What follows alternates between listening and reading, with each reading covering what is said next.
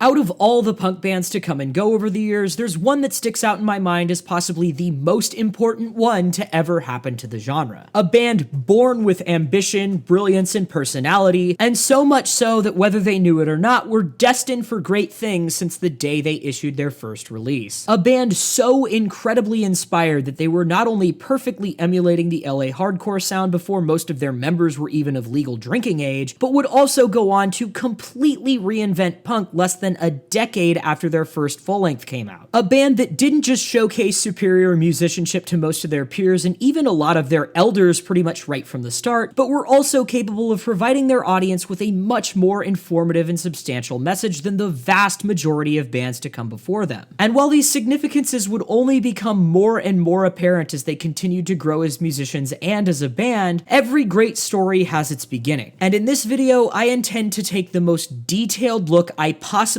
can at the origins of who I consider to be punk rock's most quintessential band. How's it going, folks? My name is Jack Miller. I am the incredibly underqualified punk historian, and today I am absolutely thrilled to be kicking off a series of videos on who I believe to be the most important band to ever happen to punk, Bad Religion. As I always do, I'll be taking you all through the history of Bad Religion, starting off with their origins in the early 80s LA punk scene, all the way up to their current place in music today, along with a fair amount of added trivia and some of my personal thoughts on them along the way. Before we get started, I want to let you all know that I made a playlist of some of my favorite Bad Religion songs, and if you're interested, you can find a link to it in the description below. I also, of course, have to shout out my wonderful Patreon supporters. Thank you guys so much for the support. I've got some bonus content up on there, and any and all donations are hugely appreciated. And finally, if you are interested in seeing videos about punk rock, then may I humbly ask that you please subscribe to my channel here. I'm having a lot of fun making these, and I want to make sure that all of you can keep having fun watching them. But first, this video is sponsoring my band Me Grimlock's brand new single, Winning Streak. We have been hard at work on this thing over the past few months, and we're really stoked that it's finally out online, and it's only one click away, so if you do choose to click on it, you have no idea how much we appreciate your support. We're also going to be going on tour to the Midwest here at the end of this month, and I'll probably have some updates to share on YouTube about that, but if you want more information than that, you can also find links to all of our socials in the description below. Anyways! The story of Bad Religion begins in the year 1980 in a suburb of the San Fernando Valley called Woodland Hills, California. The group first met at El Camino Real High School, and the band's original lineup consisted of 17-year-old guitarist Brett Gurwitz, 15-year-old vocalist Greg Graffin, 16-year-old bassist Jay Bentley, and 17-year-old drummer Jay Ziskraut. Greg Graffin and Jay Bentley had casually known each other back in junior high, but didn't really become friends until finding out they'd both become enthused by punk rock through the now household names of The Damned, The Clash, The Ramones, and The Sex Pistols, along with some of the LA locals of the era like The Germs, X, and Black Flag. Now, although Greg and Jay Bentley had both fully immersed themselves in punk by this point, Brett and Ziskraut were still a little more on the fringe. Casual fans of the genre for sure, but their first couple attempts at starting a band had either leaned more in the new wave direction or even had a more Beatles-inspired sound. However, this would all change after witnessing a show from the Ramones in Hollywood. One that left Brett so inspired that the next day he decided he had to start a punk band as soon as he possibly could. And with the second coming of punk quickly taking over the US underground through a more aggressive or hardcore presentation, the four boys picked the perfect time to start a punk band. And as fate would have it, Brett's newfound interest in punk rock would quickly introduce him to Greg, and the two of them would meet up to jam with Jay Ziskraut at his parents' garage. Upon their first meetup to jam, Brett and Greg both showed up with one fully written song each, Greg with one titled Politics and Brett with another by the name of Sensory Overload. And although they didn't know it at the time, this would be the first step into a lifelong practice of the pair sharing the band's writing duties 50-50. But for as primitive as this teenage incarnation of Bad Religion may have been, even in their youth, the group aimed to deliver a more thoughtful and philosophical take on punk. And instead of echoing the same shouty, one-dimensional message of smash the state or fuck the LAPD like a lot of their peers, the band opted to directly challenge the opposition rather than simply kick and scream about it. On the musical front, the band also drew a lot of inspiration from other genres like new wave, 60s rock and roll, and especially 70s progressive rock. And although it had become pretty custom to throw out one's old favorite music upon getting into punk, the young Bad Religion instead chose to embrace their external influences, which overall led them to have a far more open-minded approach to songwriting at a very young age. No matter how accomplished of songwriters they already were at this point though, the three boys knew their band wasn't going anywhere until they had a bass player. But lucky for them, Greg had a feeling his old friend Jay Bentley wouldn't take a whole lot of convincing to recruit. And although Bentley had only played guitar up until this point, since this was his only option as far as punk bands in town went, he agreed to learn how to play bass in order to join the band. And now with all the personnel they needed on board, the last step was of course to come up with a band name. And it was Brett who came up with Bad Religion. And the group of course all loved the name instantly because it perfectly captured their more thoughtful approach to an anti-establishment message. But the newly named Bad Religion didn't just stop there. They wanted to make it abundantly clear who they were, and thus branded their band with the logo of a black Christian cross behind a red circle with a slash through it, an image that would later come to be known as the Crossbuster by fans. And this would be another idea of Brett's that would heavily shape the future of Bad Religion, whether he fully intended it to or not, and was also one that he penned as a reaction to the swastika logos that a lot of people in the early punk scene would wear for shock value. As Bad Religion continued to practice and tighten up their playing, Greg and Brett of course kept bringing new songs into the mix,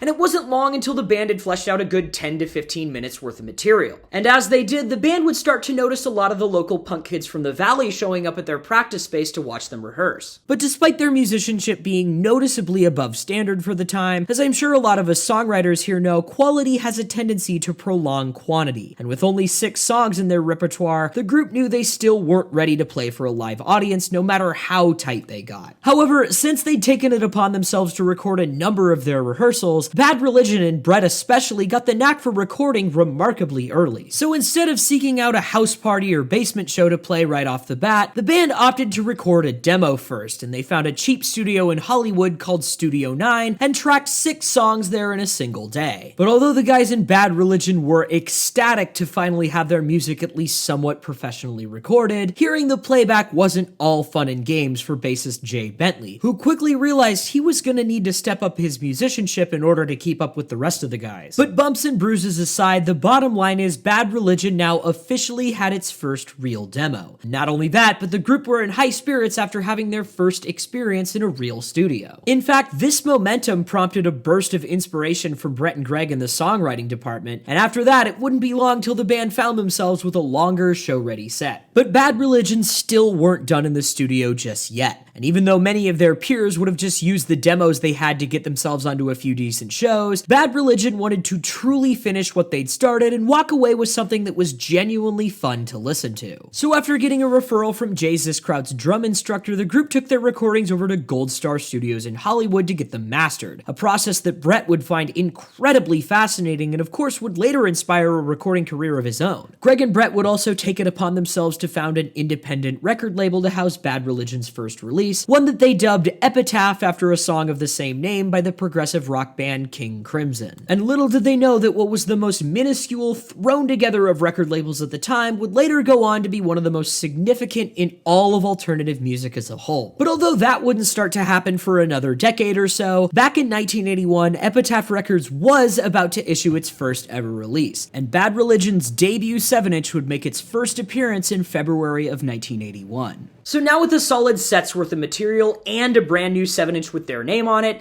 Bad Religion were ready to hit the ground running once they started playing shows, and that's exactly what they did come the winter of 1981. However, this would not prove to be as easy as the group may have hoped, and they would soon find out that venues around LA weren't particularly enthusiastic about booking punk shows at the time. It also didn't help that a lot of the older punk bands from the 70s hadn't quite come around to the new hardcore thing yet, and sometimes saw it as too violent and abrasive. But what might have seemed like the darkest of clouds at first still came with a silver lining, as Bad Religion would soon find that there was a sense of camaraderie amongst the hardcore bands, and the community put on each other's bands through their own shows. So the Bad Religion guys would then cut their teeth playing shows in warehouses, basements, and whichever other spaces LA hardcore bands could find to host their shows at. And this would of course introduce them to many of their peers and slight elders in bands like The Adolescents, Social Distortion, and Suicidal Tendencies. And while Bad Religion would make countless new friends through the many shows they played around LA, the band they connected with the most was the Circle Jerks, which after meeting they started hopping onto bills with as often as they could, and Keith Morris even went as far to refer to Bad Religion as the Jerks' baby brother band at one point. And because of their friendship, the Circle Jerks would eventually connect Bad Religion to a radio personality named Rodney Bingenheimer, who had a really popular alternative radio show called Rodney on the Rock. For those of you who don't know, Rodney on the Rock was one of the few radio shows in LA, or really anywhere in the US, that would play punk on the radio at all, let alone hardcore. So, in other words, if you had a punk or hardcore band in LA and he was playing your record on his show, you were pretty much on top of that scene. And the guys in Bad Religion were of course already very familiar with Rodney's show, and not only that, but they also knew he had a segment which exclusively featured crude demo recordings that underground punk and hardcore bands scrounged together on their own, kind of like the ones Bad Religion had just got done making in the process of recording their EP. So when the Circle Jerks went in for an interview with Rodney and brought along a copy of Bad Religion's 7-inch, fate would be on their side, and lo and behold, their song Politics was played on the air that day. So as I'm sure you can imagine, with a track this solid popping up out of the blue on Rodney and the Rock, he received a number of replay requests,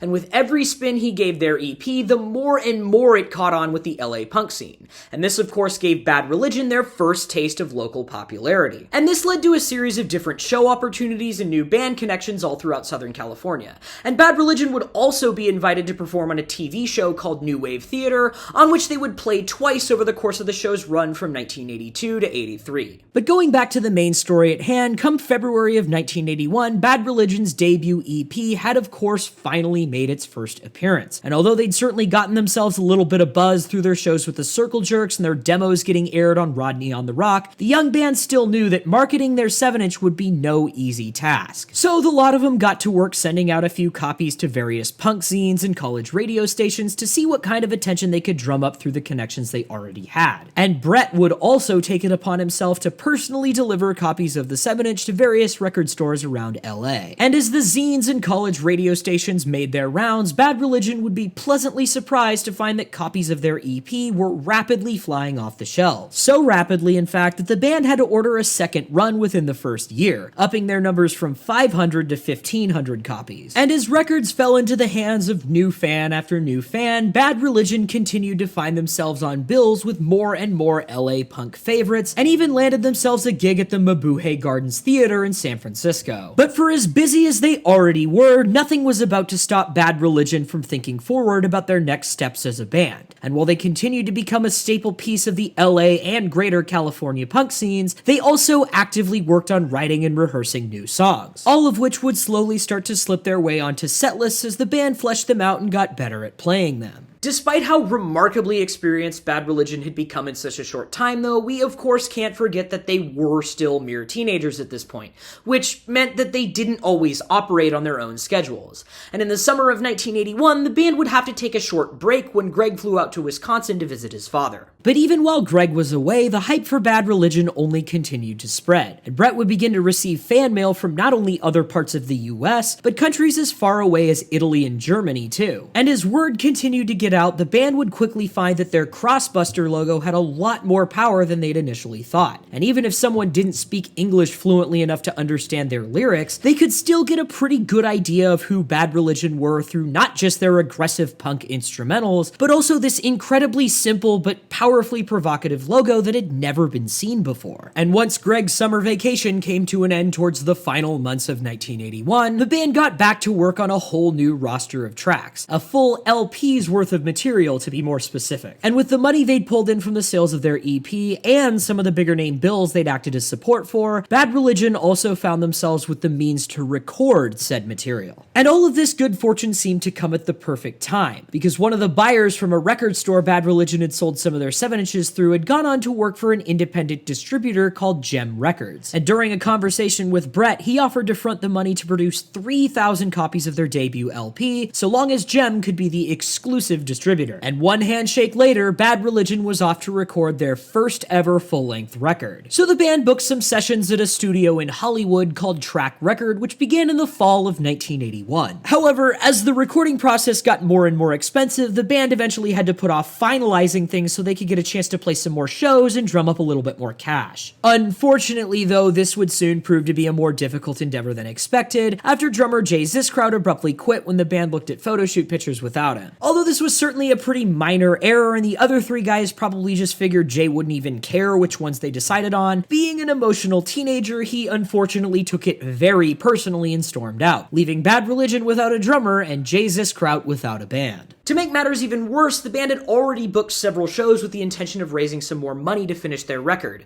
which, as one might imagine, put an extra layer of pressure on things. In a pinch, though, Bad Religion was able to recruit Pete Finestone, a friend of theirs who'd acted as a roadie of sorts for Jay Ziskraut in the past and did know how to play drums to an extent. He certainly was not as proficient behind the kit as Jay was, though, and not only that, but before joining Bad Religion, he'd also never been in a band at all before. But even if he still had a long way to go as a drummer, Pete already had gotten the hang of setting up his gear while he was roadieing, and upon officially joining Bad Religion, he was determined to grow as a musician and fill the role that Jay Ziskraut had abruptly abandoned. Pete would make his debut with Bad Religion at the grand opening of a club called Godzilla's that the guys from Youth Brigade used to own, on a bill featuring LA local favorites Fear and China White. So as I'm sure you can imagine, the pressure was at an all-time high leading up to that show. But lo and behold, Pete not only pulled through, but absolutely excelled at his new role, officially marking the beginning of a new era for both him and for Bad Religion. And after making some money off of Pete's first few shows, Bad Religion returned to Track Record at the very beginning of 1982 to finish recording the full-length record, tracking 6 more brand new songs with Pete, which they would compile with the original 8 they'd done with Jay Ziskraut onto the final track listing for the LP. Before mixing and mastering these last few songs, though, the band would also record a guest performance of a guitar solo done by the Circle Jerks' Greg Hetson, which was featured on the track Part 3 to create a battling guitar sensation during its instrumentals. And while this would be the first time Greg Hetson would play guitar with Bad Religion, as I'm sure a lot of us know, it most certainly would not be the last. But more on that later. During the sessions at Track Record, Greg Graffin would also lay down some piano parts on 3 different tracks for the LP, 2 of which would include what you might call a piano solo section over a slower groove and simpler chord progression. However, the keyboard playing was still definitely ambient enough to feel like more of a novelty of sorts than anything your average Bad Religion fan would take much note of as a positive or a negative. After mixing and mastering the additional 6 tracks they'd recorded with Pete Finestone, the band issued the album through Epitaph Records in January of 1982 under the name How Could Hell Be Any Worse? And if the demos in 7-inch hadn't already introduced Bad Religion to the world as what one might consider a thinking person's punk band, then this LP made absolute certainty of that. And its longer track listing gave the band a wider range of opportunity to further explore and expand on their thought-provoking lyrical themes. But not only were the lyrics well penned, and especially when you consider the band's oldest members couldn't have been any older than 19, but the songwriting and musicianship had also come a remarkably long way in a very short time. Even this early on, Bad Religion were already crafting these anthemic, all-encompassing songs where every little note, lyric, and beat felt like it was exactly where it needed to be. And while I wouldn't say they'd quite mastered this incredibly ambitious writing style quite yet, the fact that they were already pulling it off as well as they were was evident enough that they were a band destined for much bigger things than they possibly could have intended. And as it's gained more and more notoriety over the course of Bad Religion's now 44-year-long career, How Could Hell Be Any Worse would receive a number of reissues, the most famous of which being the extended version from 2004, which included all 6 tracks from the debut 7-inch, 5 tracks from an EP called Back to the Known, which was issued later on in 1985, and a handful of alternate versions of songs that were already featured on the record. This huge 24-track master masterpiece is of course the version you'll find on streaming and also on most CD releases you'll come across these days, but like I said earlier, it's the original release and most of the other vinyl reissues as well that only include the first 14 tracks. But back in 1982, those 14 tracks were more than enough to grab the eyes and ears of the LA punk scene,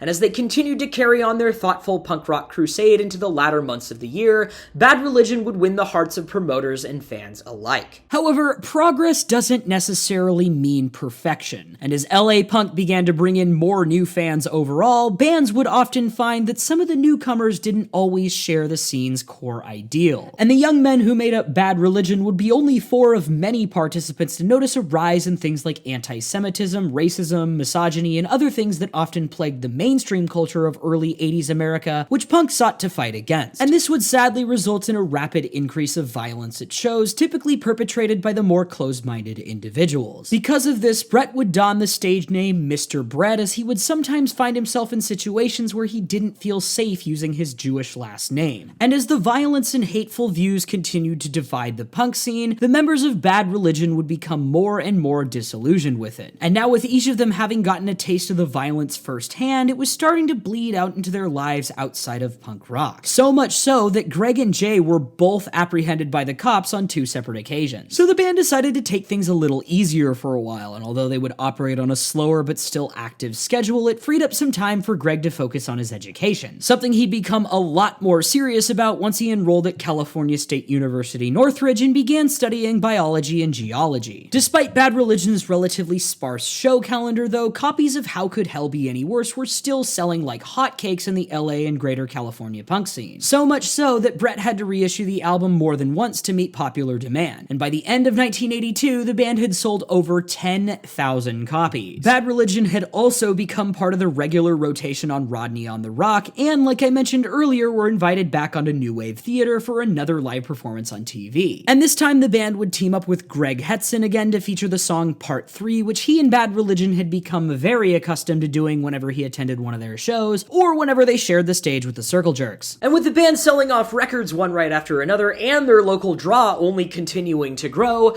Bad Religion started to see a little bit of disposable income in their pockets. And for a group of young musicians like them, this of course meant a trip to the local music shop. And one day, Brett came back to the practice space with a Roland Juno 6 synthesizer, an instrument that Greg especially enjoyed having around as he'd grown accustomed to writing all his songs on his mother's piano. The band had also noticed the post-punk trend starting to garner itself quite a following in LA through the popularity of UK bands like Joy Division, Bauhaus, and Public Image Limited. And this would become even more apparent with the rise of the local death rock scene through cult favorites like Christian Death and 45 Grave. Still, for as trendy as synthesizers were in music overall during the early to mid-80s, punk was largely still a pretty synth-free scene. And most punk-adjacent bands who utilized synthesizers at all were typically more associated with the goth scene. But that didn't mean it was impossible to do punk with synths. And after the release of TSOL's 1983 full-length Beneath the Shadows, Bad Religion thought it might be interesting to write some synthy punk songs of their own. So when the band got to work on writing new material later that year, they would find themselves using the synthesizer more and more, oftentimes even featuring it as a lead instrument. And as Bad Religion continued to incorporate the synth leads into their music, their external influences would start to slip their way in more than ever, especially Greg and Brett's affection for 70s progressive rock. And this musical experimentation resulted in a fresh batch of 8 brand new songs that showcased a completely different sound than anything Bad Religion had ever even thought of doing before, with one of them being a 7-minute long prog-a-thon made up of 4 separate sections. Once the new tunes had all been finalized and well rehearsed though, the band got a hold of the now legendary punk producer Tom Wilson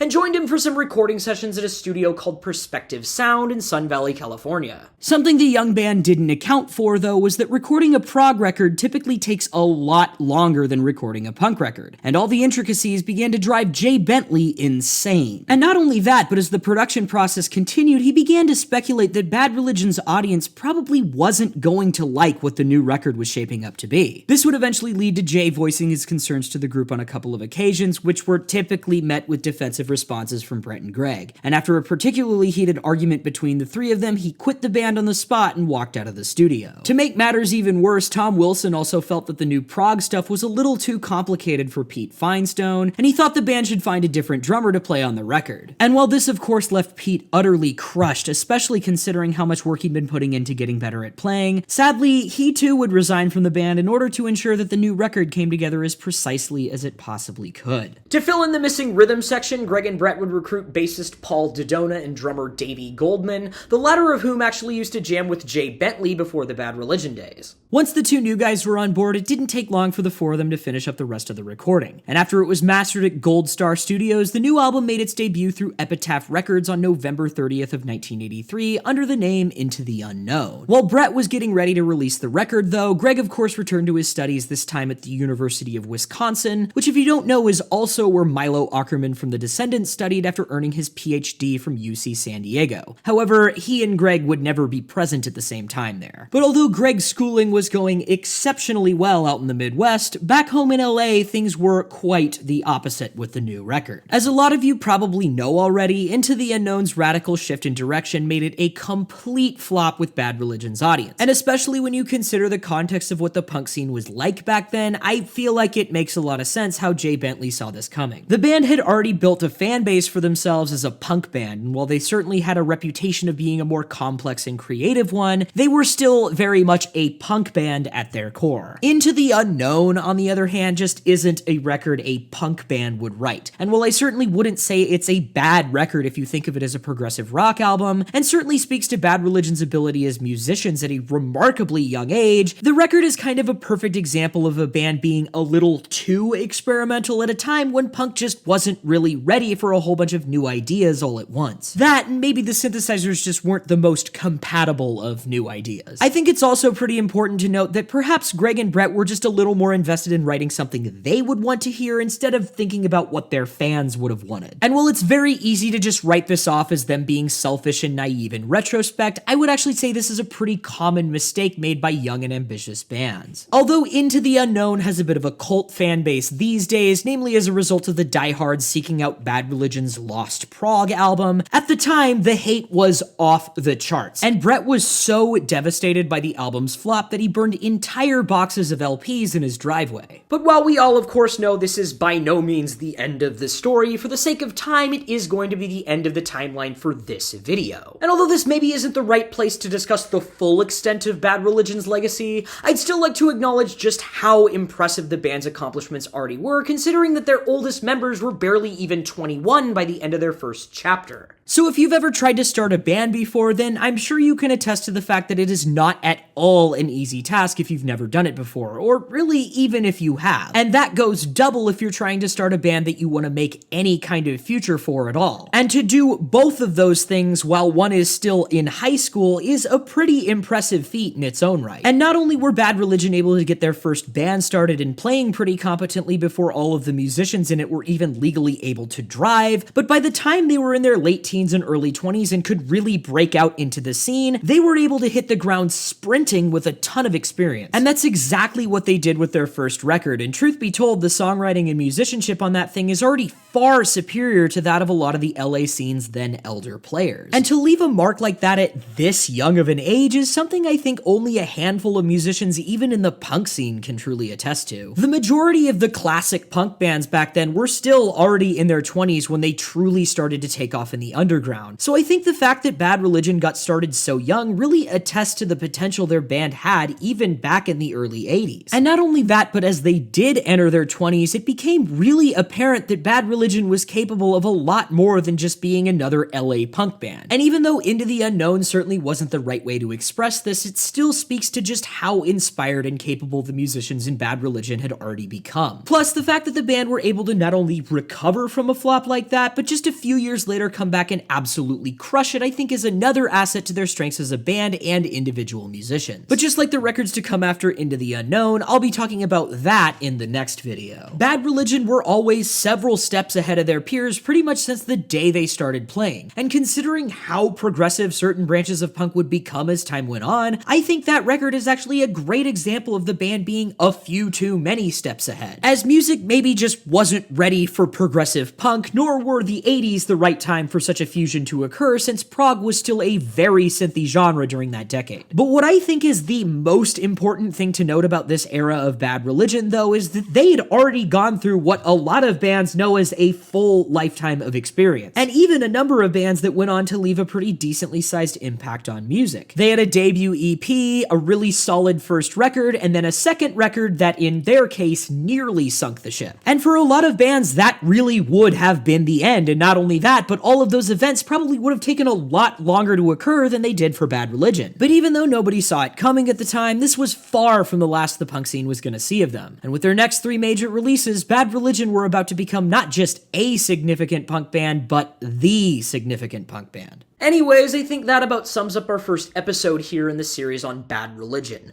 I'll try to have part 2 up in the next couple of weeks, in which we will of course be diving into the legendary trilogy of Suffer, No Control, and Against the Grain. But that's enough for me. I want to hear what you guys have to say. What are your favorite tracks from the early years of Bad Religion? Did you happen to be one of the lucky few to discover them during this era? And if so, what struck a chord with you about them back then? And if not, what made you decide to dive into their back catalog? Let me know in the comments. Thanks a lot for watching.